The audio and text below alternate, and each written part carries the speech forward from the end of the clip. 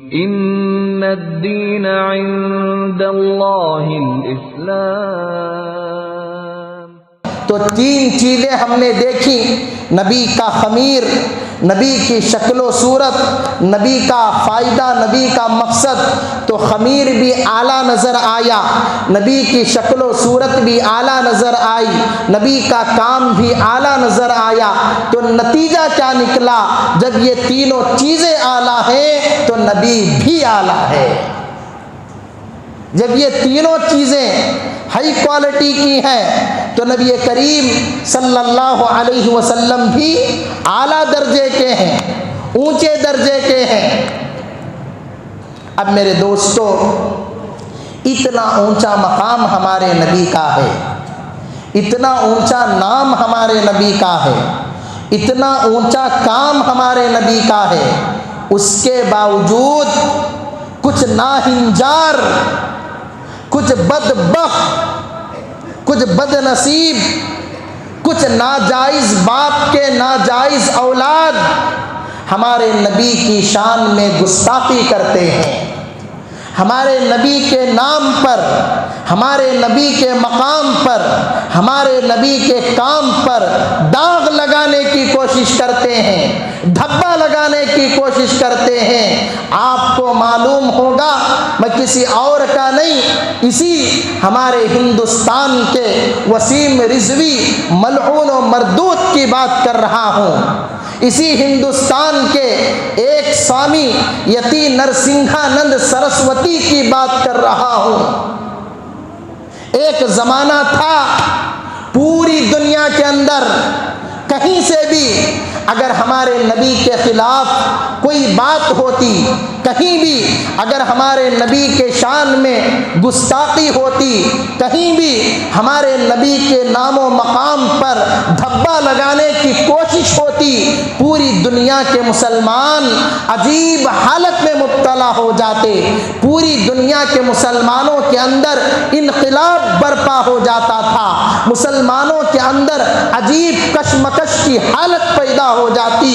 एहतजाज करते थे, मुजाहरे करते थे, हुकूमत से मुतालबा करते थे, पुलिस स्टेशनों को जाते थे, मेमोरेंडम पेश करते थे, मुतालबात किया करते थे। लेकिन कई दिनों से, कई महीनों से, कई सालों से मलऊन व मरदूद वसीम रिजवी हमारे नबी के शान में, कुरान पाक की शान में, मदरसों की शान में, देवबंद की शान में, उलमा की शान में गुस्ताखियाँ कर रहा है। यति नरसिंहानंद सरस्वती आए दिन उलमा के खिलाफ, मदारिस के खिलाफ, कुरान के खिलाफ, हदीस के खिलाफ, नबी के खिलाफ, इस्लाम के खिलाफ बोल रहा है। लेकिन किसी मुसलमान की पेशानी पर बल नहीं पड़ रहा है, किसी मुसलमान के कान पर जू नहीं रोंग रही है। आखिर है मुसलमानों, क्या हो गया है? क्या हो गया है? किस नींद में सो गए हो? किस ख्वाब में पड़े हुए हो? मैं ये नहीं कहता कि तुम अभी उठ जाओ, वसीम रिजवी को कत्ल कर दो, यति नरसिंहानंद सरस्वती का मर्डर कर दो। मैं ये नहीं कहता, कानून हाथ में लेने की बात मैं नहीं करता, लेकिन इतना तो कह सकता हूँ कि नबी का उम्मती होने के नाते, नबी का गुलाम होने के नाते, नबी का खादिम होने के नाते, नबी का नौकर होने के नाते मौजूदा हुकूमत को, पुलिस स्टेशनों को और हर रियासत के अंदर, हर ज़िले के अंदर, हर डिस्ट्रिक्ट के अंदर हम जाकर मुतालबा तो कर सकते हैं, FIR तो दर्ज करवा सकते हैं। क्या हो गया है मुसलमानों को? कैसी कैसी बातें वो कर रहा है, कैसे कैसे बकवास वो कर रहा है, कैसी कैसी गिलाजतें, नजासतें वो अपनी जुबान से निकाल रहा है। वसीम रिजवी मुसलमान नहीं है, याद रखो। कोई सोचता होगा वसीम रिजवी मुसलमान है, हरगिज़ नहीं। अल्लाह के घर में जुमा के मुबारक मौके पर नबी के मिंबर के सामने कह रहा हूँ, वसीम रिजवी मुसलमान नहीं है, वसीम रिजवी काफिर नहीं, काफिर से बदतर है। वसीम रिजवी मुनाफिक नहीं, मुनाफिक से बदतर है। वसीम रिजवी मुशरिक नहीं, मुशरिक से बदतर है। आराम से घूम रहा है, आराम से फिर रहा है, आराम से मीडिया में आ रहा है, आराम से बयानात कर रहा है, कोई कुछ नहीं बोल रहा। सहाबा की हालत क्या थी? अल्लाहु अकबर।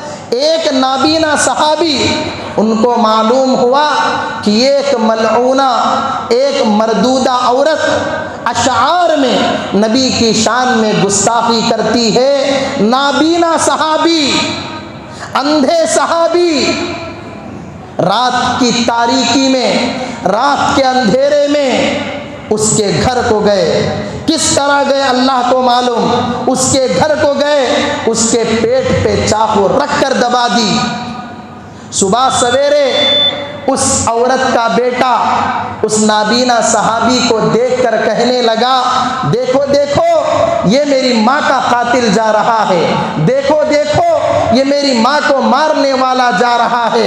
एक नाबीना अंधे सहाबी उसे कहने लगे, सिर्फ तेरी माँ का कातिल नहीं, मेरे नबी की शान में जो भी गुस्ताखी करेगा मैं उन सब का कातिल होऊंगा, मैं उन सब का कातिल होऊंगा। आप कानून को हाथ में ना लें, आप डायरेक्ट जाकर उस पर वार ना करें, लेकिन सब मिलकर, हमारे मुसलमान सियासतदान हैं, हमारे मुसलमान ताजिर हैं, हमारे मुसलमानों के जो जिम्मेदार हैं, हजरात उलमा हैं, बड़े बड़े मुसलमान ताजिर हैं, इन सब को लेकर हम जाकर FIR तो दर्ज कर सकते हैं, पुरअमन एहतजाज तो कर सकते हैं, बगैर किसी लड़ाई झगड़े के हम मुजाहरा तो कर सकते हैं। इसलिए मुसलमानों, ये बेहिसी को निकालो, इस बुज़दिली को निकालो, इस कम हिम्मती को निकालो, शेरों की ज़िंदगी गुजारो, मर्दों की ज़िंदगी गुजारो, बहादुरों की ज़िंदगी गुजारो, जुर्अतमंदों की ज़िंदगी गुजारो। हमारे बड़े बुज़दिल नहीं थे, हमारे बड़े कम हिम्मत नहीं थे, हमारे बड़े चूहे नहीं थे, हमारे बड़े शेर दिल रखते थे। हम खालिद बिन वलीद को मानने वाले, हम उमर फारूक को मानने वाले, हम टीपू सुल्तान को मानने वाले, हम सुल्तान सलाहुद्दीन अय्यूबी को मानने वाले, उनकी ज़िंदगी गुजारो। इंशाअल्लाह अनकरीब आप हजरात के सामने बात आएगी।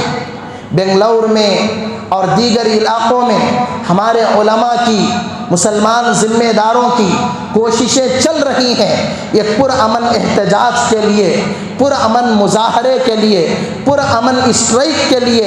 इंशाअल्लाह ताला जब भी उस मुजाहरे के लिए, उस एहतजाज के लिए, उस स्ट्राइक के लिए आपको दावत दी जाएगी, तो क्या आप सारे हजरात अल्लाह के नबी के लिए एहतजाज में शरीक होंगे?